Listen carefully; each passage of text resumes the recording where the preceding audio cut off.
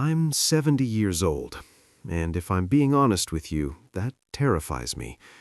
Not because I'm afraid of death, but because I'm afraid I've wasted the only life I'll ever have. You see, when you're young, time feels infinite. You think you have forever to chase your dreams, to fix your mistakes, to become who you're meant to be. But standing here at 70, looking back at the path I've walked, I can see now just how tragically wrong I was. There are 3 lessons I've learned in these 7 decades, 3 truths that changed everything for me. And the most painful part? I learned them all too late. If I could go back and sit across from my 20-year-old self, these are the 3 things I would tell him. These are the words I would beg him to listen to. Because maybe, just maybe, it would have saved him from 50 years of regret. I'm sharing them with you today because you still have time. You still have the chance I no longer have. So please, don't make the mistakes I made. The first lesson took me 45 years to understand, and it's this: time is the only thing you can never get back. When I was 20, I believed I had all the time in the world. I delayed everything, my dreams, my passions, my purpose. I told myself, I'll do it next year, when I have more money, when I'm more ready, when the timing is right. I wanted to be a writer.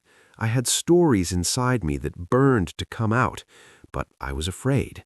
Afraid they weren't good enough. Afraid people would laugh. Afraid I would fail. So I took a job I hated because it was safe, because it paid the bills, because I convinced myself I'd write on the side. But I never did. Years turned into decades. I kept saying, someday I'll start. Someday I'll be ready. Someday I'll have the courage.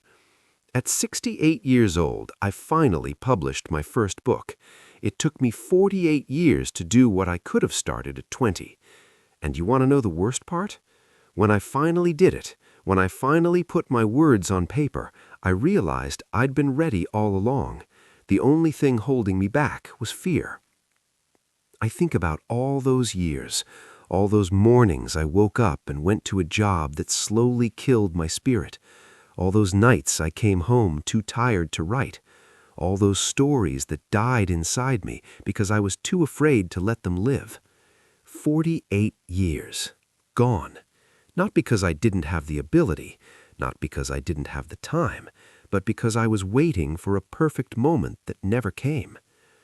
There was a woman I loved when I was 25, Sarah. She had this laugh that could light up a room. She made me feel alive in a way no one else ever has. But I never told her how I felt. I was scared. Scared of rejection. Scared of ruining our friendship. Scared of being vulnerable. So I waited. I thought I'd tell her when I was more successful, when I had more to offer, when I was worthy of someone like her. She married someone else 2 years later. I stood at her wedding and smiled and congratulated her, and inside I was screaming, because I knew I'd let the love of my life slip away, because I was too much of a coward to speak 3 simple words: I love you. I've been married, I've had relationships, but none of them were Sarah, and I spent the next 45 years wondering what my life could have been if I just had the courage to tell her the truth. Time doesn't wait for you to be ready. It doesn't care about your fears or your excuses or your plans. Every single day you delay is a day you'll never get back. My father died when I was 43. We had always talked about going on a fishing trip together, just the 2 of us. No distractions, no obligations, just a father and son finally connecting the way we never did when I was young. But life got in the way. Work got in the way. My excuses got in the way. We kept saying next summer until there were no more summers left. He died on a Tuesday morning. Heart attack. Gone before I could say goodbye. I have his fishing rod in my garage. We never used it, not once. I would give everything I own for one more day with him, one more chance to say the things I never said, to ask the questions I never asked, to just sit beside him in silence and feel his presence. But time doesn't give second chances. Here's what I need you to understand. You are not invincible. You do not have forever. The people you love will die. Your body will age. Your opportunities will close. And one day you'll wake up and realize that all those some days you promised yourself have turned into never. Stop waiting. Stop preparing. Stop looking for the perfect moment. If there's something you want to do it now. If there's someone you love, tell them today. If there's a dream burning inside you, start chasing it this very moment. Because I promise you, when you're 70 years old, standing at the end of your life, you won't regret the things you tried and failed at.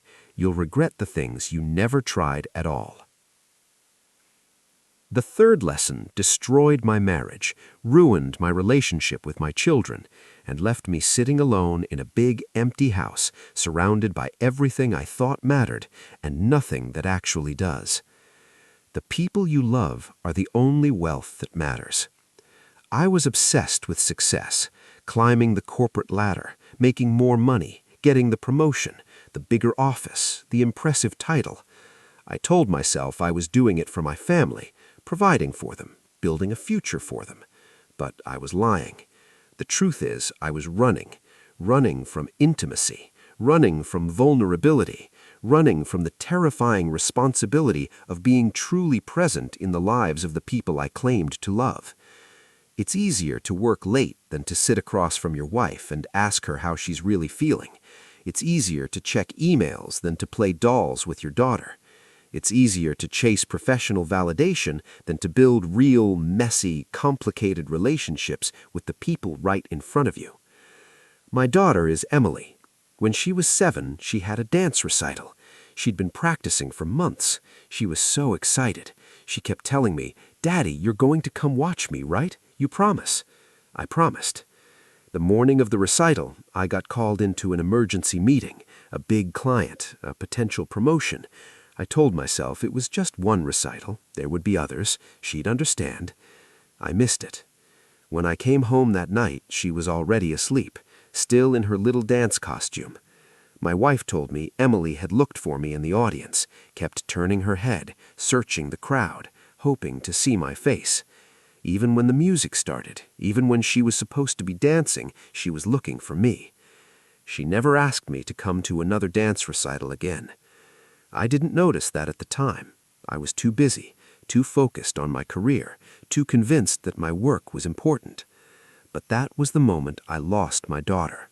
She was 7 years old, and she learned that Daddy's work was more important than she was, and that lesson she never forgot. She's 43 now. We barely speak.